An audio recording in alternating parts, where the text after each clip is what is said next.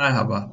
Bu videoda mobil uygulamanızda reklam yayınlamaya çalışırken sıkça karşılaştığınız appads.txt dosyasının kısaca ne olduğundan ve bir internet sitesi oluşturmakla uğraşmak zorunda kalmadan blogger.com üzerinden nasıl kullanılabileceğinden bahsedeceğim. Appads.txt dosyasını basitçe bir yetkilendirme belgesi olarak düşünebilirsiniz. Bu belge sayesinde reklam verenler kimlerin reklam yayınlama yetkisine sahip olduğunu öğrenebilecek. Yani eğer isterlerse reklamların hangi uygulamalarda gösterildiğini kontrol edebilecek. Tabii bu dosyayı kullanmak zorunda değilsiniz. Ancak AdMob gibi çoğu platform bunu yapmamanız durumunda gelirlerinizin bir kısmından kesinti uyguluyor. İsterseniz bu dosyanın nasıl yayınlanacağını AdMob üzerinden bir örnek oluşturalım. Öncelikle bir internet sitesine sahip olmanız gerekiyor. Eğer internet siteniz yoksa blogger.com üzerinde bir blog açarak da aynı işlemi yapabilirsiniz. İlk olarak AdMob sayfanızı açın ve uygulamalara tıklayın. Daha sonra tüm uygulamalardan appads.txt sekmesine tıklayın. Ben zaten doğrulama işlemini gerçekleştirdiğim için sayfam sizinkinden biraz daha farklı görünecek. Ama sizin sayfanızda da bu buton kesinlikle olacak. Bu butona tıkladığınızda böyle bir sayfa açılıyor. Buradaki linki direkt kopyalayabilirsiniz.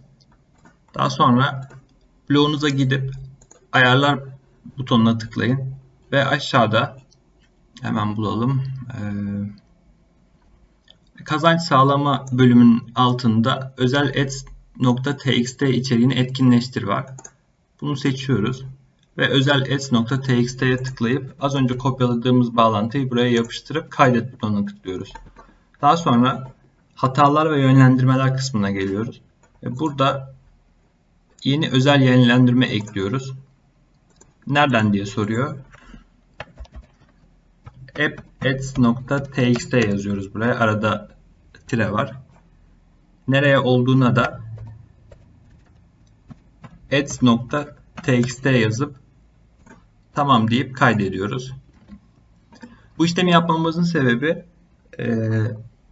sizin internet sitenizin linkinden sonra appads.txt yazıldığında burada oluşturulan dosyaya yönlendirecek.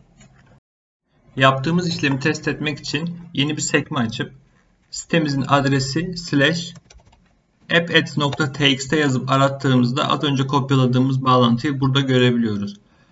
Bundan sonra yapmanız gereken bir işlem daha var. O da site adresinizi kopyalayıp Google Play Console hesabınıza giriş yapıp yayınladığınız uygulamada web sitesi kısmında site adresinizi yazmanız gerekiyor. Bu işlemi yaptıktan sonra Google yaklaşık 24 saat içerisinde text dosyasının bu adreste kayıtlı olup olmadığını kontrol edip size olumlu ya da olumsuz bir geri dönüş yapıyor.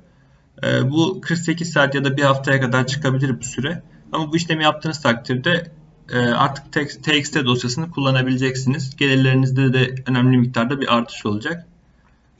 Tekrar görüşmek üzere. İyi çalışmalar.